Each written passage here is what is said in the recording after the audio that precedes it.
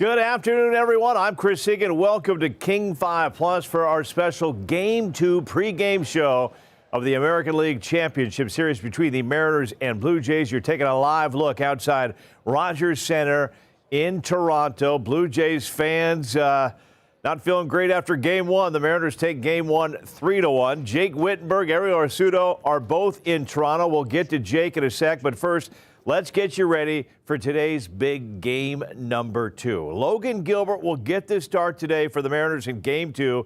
Gilbert has been very solid in the playoffs. He started Game 3 against the Tigers in the ALDS and pitched out of the bullpen in Game 5. He has pitched 8 innings. He's only given up 1 run and 1 walk, and he has 8 strikeouts. He hasn't had a whole lot of rest, but Gilbert says he's 100% and ready to go. They basically just asked me if I was good to go, and of course I said yeah right away, and they wanted me to see how I felt in catch play, if my arm felt normal, and it did. So it was kind of unusual circumstances a few days ago, but I don't know, treat it as a bullpen or very high intense bullpen, and hopefully just be feeling good, ready to go. Logan, knowing that you were probably going to pitch in Game 5, how did your routine adjust at all in between starts? Was there any tweaks that you made that'll have you ready for tomorrow at all? Yeah, since I kind of figured I was coming out of the pen there, so the couple days leading up to that after my start, I didn't throw a ton, and the couple days after the bullpen, I didn't throw a ton. So really, it's kind of been game, and back to game again. So I like to practice a lot and get my work in, but in the playoffs, you kind of just get ready for the game. So I've been toning down the practice throws a little bit. Bryce also said that he doesn't always hear what Cal is saying when they have the mound visits. Is that a lot of you guys do that, or how does that work? He has weird mound visits. Sometimes he doesn't say anything. Or maybe I'm missing what he says, but he just kind of walks out there and stands there and looks at me. It's kind of awkward sometimes, but I think there's an intention there, trying to figure out what it is, but he knows what he's doing. Cal Raleigh does know what he's doing. Logan Gilbert, Cal Raleigh, very close friends. They were both drafted by the Mariners back in 2018. They were roommates. Gilbert was drafted in the first round back in 2018. Cal was the 90th overall pick in the third round. So they're still together and doing some great things, and hopefully they can do it today in Game 2. Mariners, they took some batting practice earlier today on Rogers Center. The Mariners had 7 hits in Game 1. Today they'll face Jays rookie pitcher Trey Savage.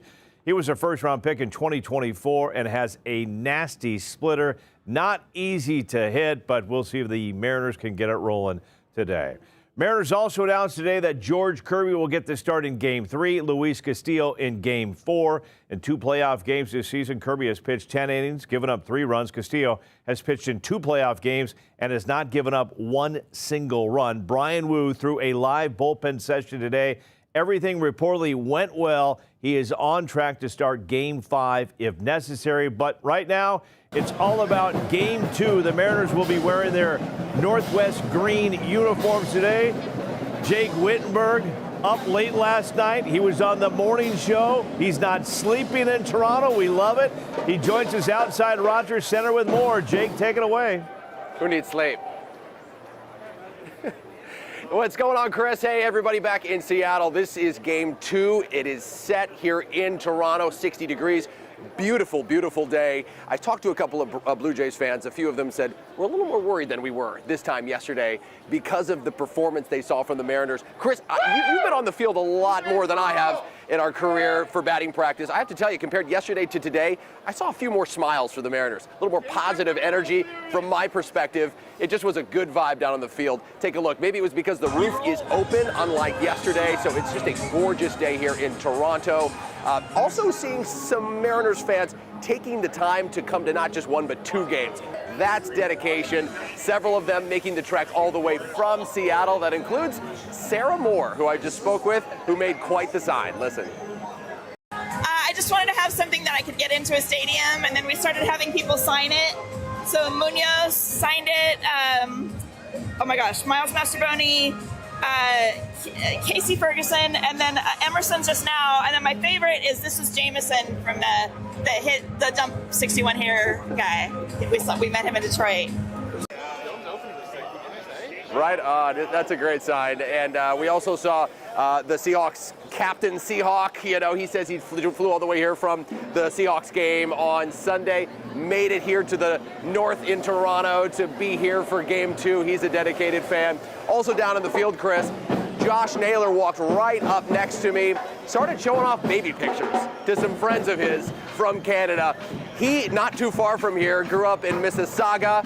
Remember Matt Brash, also from Kingston, about 150 miles from here. Both of those guys, Chris, as you know, played here at Rogers Center when they were youngsters. Going to be interesting to see, you know, how they do here in Game 2. As we get the Blue Jays band, trying to get them all rocking and rolling before Game 2, buddy. We'll send it back to you for now. All right, Jake, great stuff. Yeah, I saw Jake's pictures on X of Naylor showing those baby pictures. A lot of family there for Naylor, along with Matt Brash, who went to Niagara University and grew up in Canada and actually pitches for the Canadian national team. We'll get to Jake Wittenberg a little bit later on. All right, interesting note, Dan Wilson has been part of all 4 Seattle teams to make the ALCS. The first 3 were as a player, 1995, 2000, and 2001. The 4th now as manager of the M's. He's been pushing all the right buttons this season and talked with the media earlier today. Dan, Randy Arozarena has obviously forged a pretty good reputation in postseason from, you know, things he's done from a few years ago. The 2 stolen bases last night. He said last night that he really raises his energy level for the playoffs. Have you seen any of that in these, I guess, 6 games?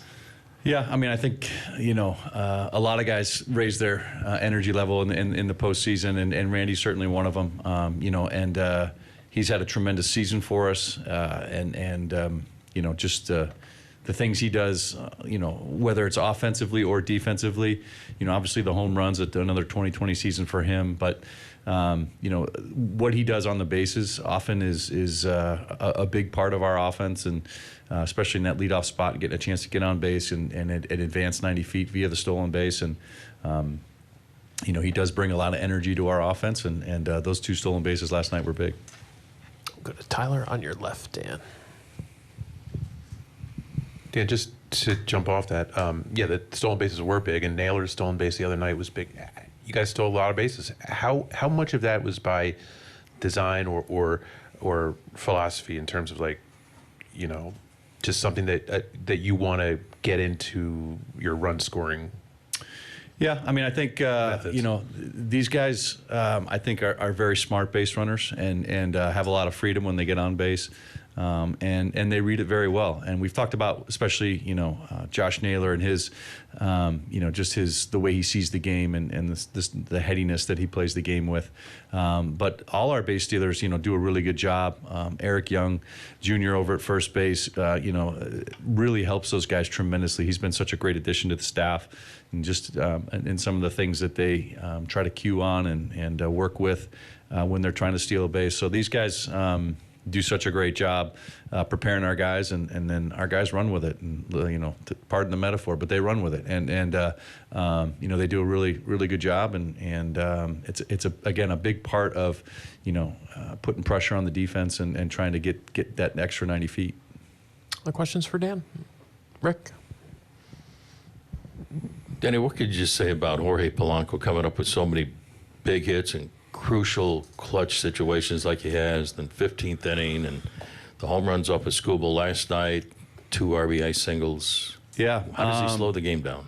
Polo's just, you know, he's just a professional hitter. I don't know how else to describe it, and the way he's been able to do that all season long. You know, he got off to a torrid start for us, and you know, put up some huge numbers, especially home runs early in the season, and then his at bats continued to be so solid throughout the year, and then lately here has just, you know, come up in key situations and really delivered for us, and you know, being able to slow the game down, as you mentioned, both sides of the plate. I think, you know, there's a lot of confidence in the left side and the right side at this point. And he's just, you know, found a way to to deliver in those situations, and it's been huge. And it's, he's come up, those 2 runs last night to put us ahead, number 1, and then to give us an insurance run, number 2. You can't emphasize how important that was, and he just seems to be in the right place at the right time, and he's really doing a great job delivering in those situations. 1 row ahead, Ryan. Dan, you watched Brian's live BP. What did you see from him, and do you think we'll see him pitch when you guys return to Seattle at some point? Yeah, I thought it went really well today. Again, looking at different things in terms of his velo, and in terms of how he was throwing his secondary stuff. It looked all really pretty solid today. And then, again, the next sort of check mark is how he responds to that tomorrow and how he comes back. I think, again, as we've seen, his progression's been pretty steady, pretty on the mark. And I think if he comes back tomorrow and feeling better, then I think we're on a good path to seeing him later in the series. We'll stay right there. Dan, on that note, obviously your starting staff, people have thought for a while is the best in baseball, and then this year there's kind of an avalanche of injuries and one thing happens after another. But to reach this point and to have them be what they've been in the playoffs, which I think is what you probably always envisioned, how important has that been and how important is it going to continue to be? Yeah, I mean, your starters are so important, and I think what we saw from Bryce last night was just phenomenal, and that's a huge outing. And each of our guys have done that at some point in the season, and have really stepped up. But when you start putting those back to back together, and each outing is each guy's trying to kind of outdo the other guy, that's when you've got something really special. And this is that kind of a group. And we've seen some really big outings here in the postseason. We've seen these guys even come out of the bullpen and give us a big outing. So these this starting staff, you can't say enough about them. The uniqueness that they have in terms of how they push each other, how they encourage each other, all the things that go into the bonding of that group together. It's a special group of starters, and you really are excited to hand the ball to each and every one of them, and in a postseason, that's a really good feeling. Right. Dan, you mentioned how important the mound visit was from Cal last night in the first inning. Bryce doesn't even remember what Cal said to him. Logan said that Cal will often come out there and just stare at him and not say anything. I'm just curious, when you were catching, what was it like going to visit Randy on the mound or Jamie on the mound, or those kinds of mound visits? Yeah, I remember having to look up to Randy, so that's an oddity. I think oftentimes pitchers sometimes just need a beat. They just need to kind of slow the game down for just a minute and get out of whatever rhythm they were in. And I think, whatever Cal said to Bryce last night, maybe that was what it was. It's just kind of a beat, a chance to kind of disrupt the momentum that was going the other way, whatever the case may be. I think Cal has a really good intuition in terms of when to go out there. And clearly that was a great situation to go out and kind of change the momentum, and it seemed to really change the momentum, permanently for Bryce, and coming out from that point on, it was pretty special. You didn't say anything bad about Randy or Jamie though in those mound visits? No, of course not. No. Yeah, 1 row ahead. Dan, with going with Logan today, who do you expect to have start for Game 3? Yeah, right now Game 3 will be George Kirby. Game 4 will be Luis Castillo. And what went into the decision on slotting those guys in that spot? I think, a lot of it, again, just kind of where we stacked up rest-wise, how everybody's feeling, and kind of made the most sense, in terms of the matchups and whatever with Toronto here. So I think we're in a really good spot with our starters, and, be interesting to see today with Logan. Again, we'll kind of monitor the same way we did with Bryce, coming off of a bullpen, kind of a different routine than he's normally had, the bullpen that was in the game. So we'll see how it all plays out. Do a couple last ones for Dan. Annie on your left. Dan, I was going to ask if you feel like your pitching staff's in a better spot today, given what you got from Bryce and the efficiency from the bullpen yesterday, too. Yeah, I think that's, kind of maybe the underrated part of what Bryce did last night, was, number one, it set up our bullpen for the game last night. It was giving us those 6 innings was tremendous. But it did kind of give us a little bit of rest too. Bizzardo didn't have to throw last night. Other guys didn't have to throw last night. So it sets us up, kind of going forward here too. As it turned out, So on so many levels, that was a big outing from Bryce, and certainly with our bullpen and with our other starters, it came up huge.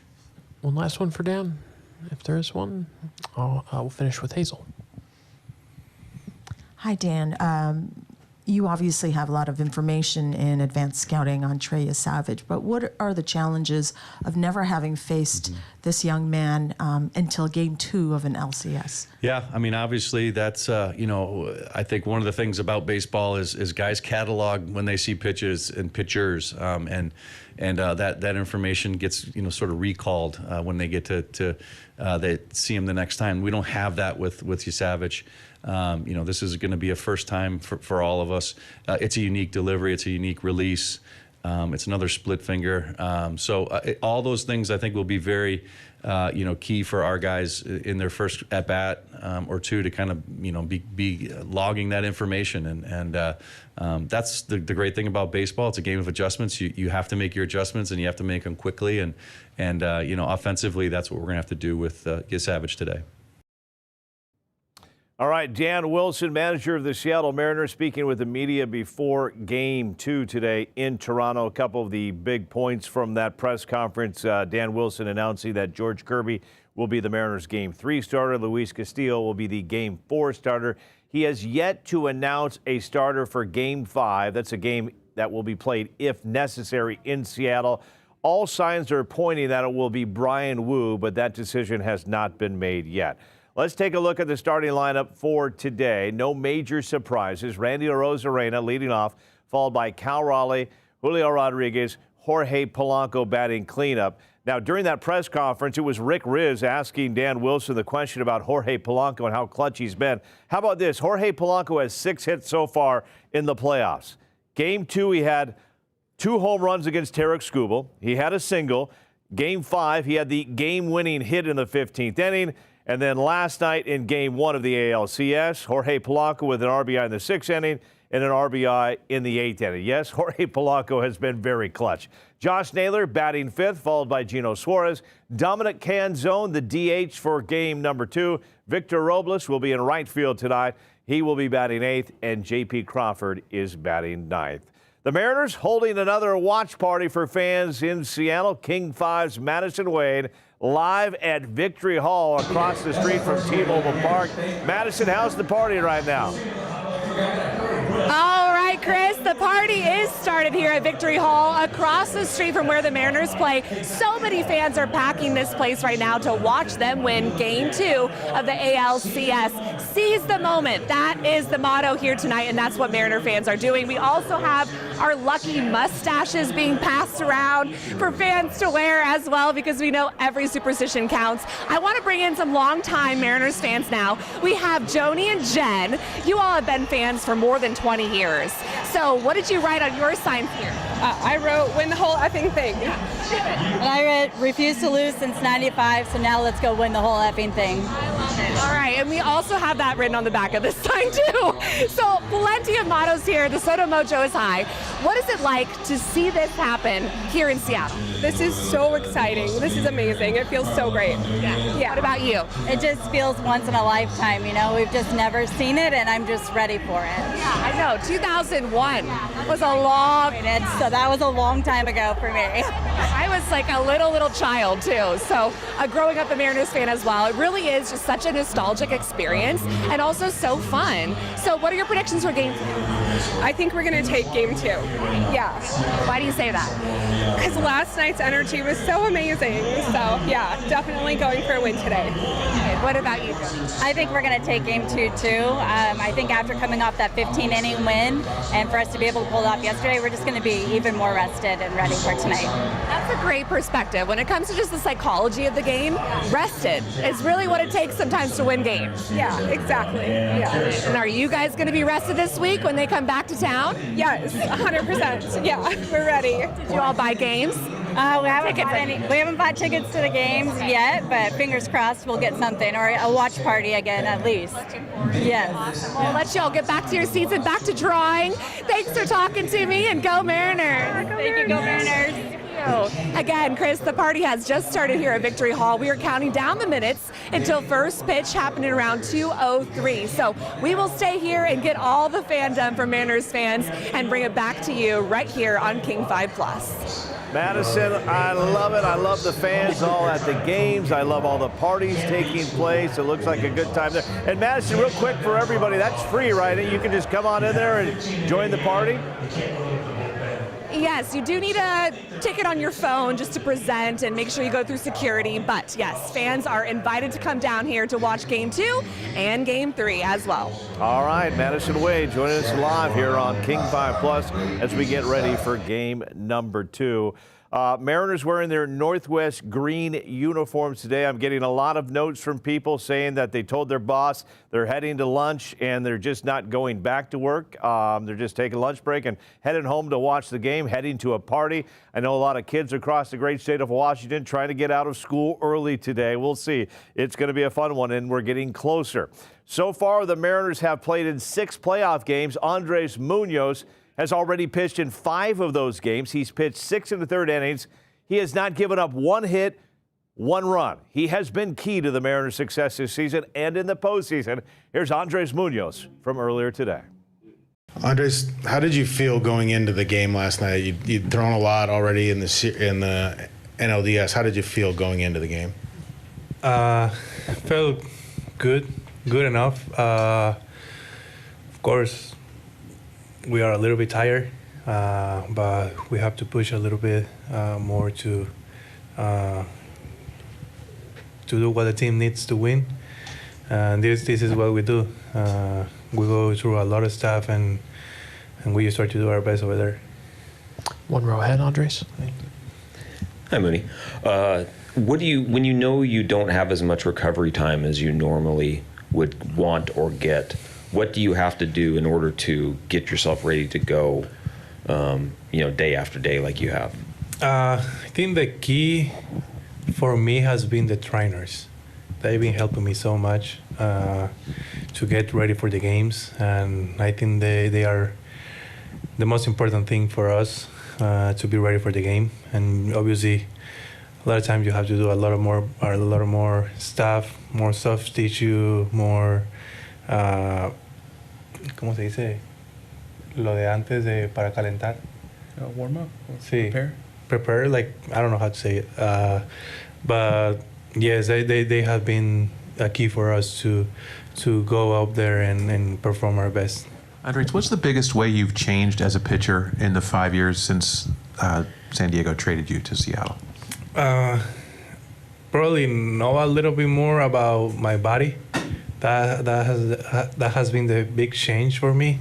Before it's not like I didn't worry about it. It was more like I didn't really put attention to what my body was feeling or listen. I didn't listen to my body, and now after the Tommy John surgery, I was able to learn a little bit more how to manage knows the difference about sore, pain, and all those things, and just as soon as I start to feel something, I work on it, and I go with the trainers right away without being scared of, maybe they're going to think that I am hurt or something like that. I think attacking the soreness or the pain as soon as possible, that has been the only change that I had.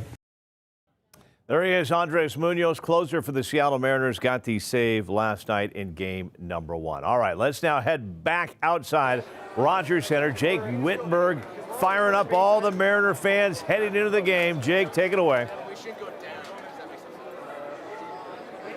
Chris, here's something I didn't think you'd probably expect me to say as I toss to you this afternoon from Canada. Happy Thanksgiving.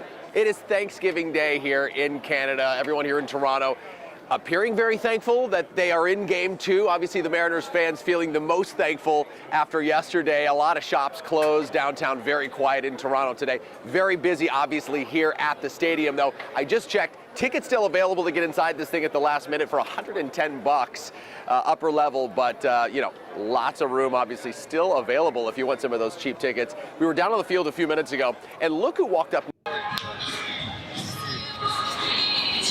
Hello, From Mississauga, which is about 15 miles from here. He appeared to meet a couple of friends that he knows in the stands who are here to see Josh play today. And it looks like he was FaceTiming, perhaps with Chantel, his wife. Obviously, they have a newborn. Looks like they were maybe showing off some baby pictures. Josh wouldn't give us a sneak peek, keeping it private and respectful, obviously, and understandably. But very cool to see a local boy back here at home. He played Little League at Rogers Center when he was a youngster. Also to note, Matt Brash, our reliever from Kingston, Canada, 150 miles from here, also played at Rogers Arena when he was a youngster too. So seeing a lot of Mariners fans here getting inside the ballpark.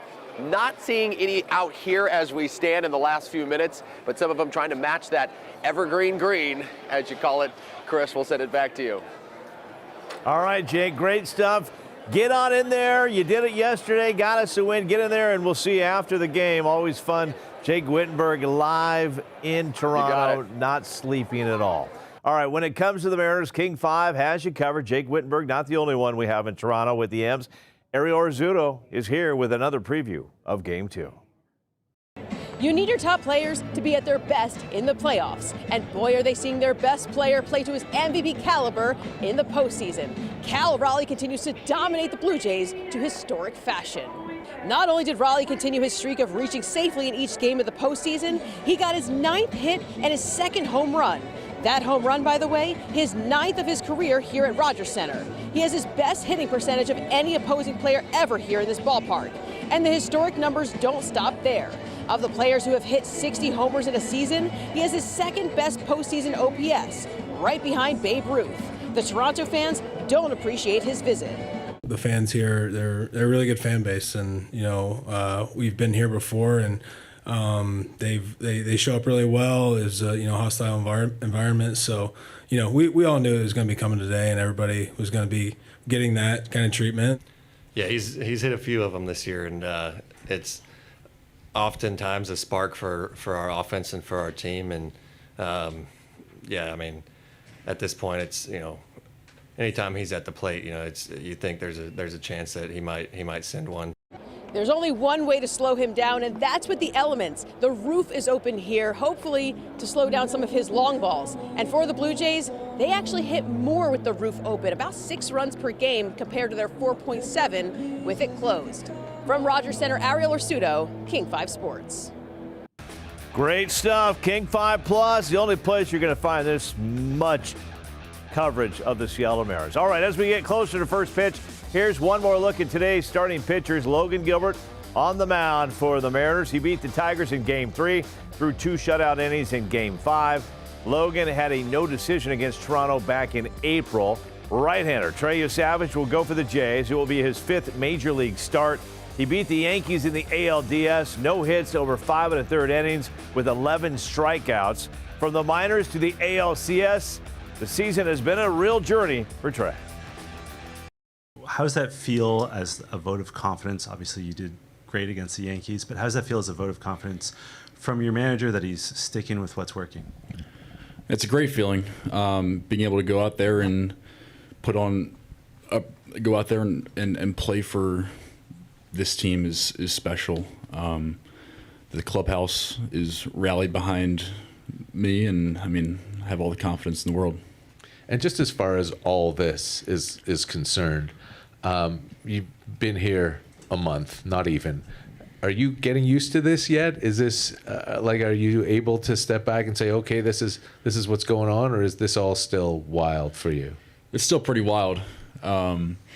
I never thought I would be here in this situation this year, so every day is something new, and I'm very blessed to be learning this in such a young career. Trey, when you think about the journey of your season, going from multiple minor league stops to here, certainly a lot of coaches, coordinators, different people in the organization had their handprints on your success and your progress. Can you share maybe some of the most impactful people and how they helped along your journey during the course of the season? Yeah, so I started my year off in low A,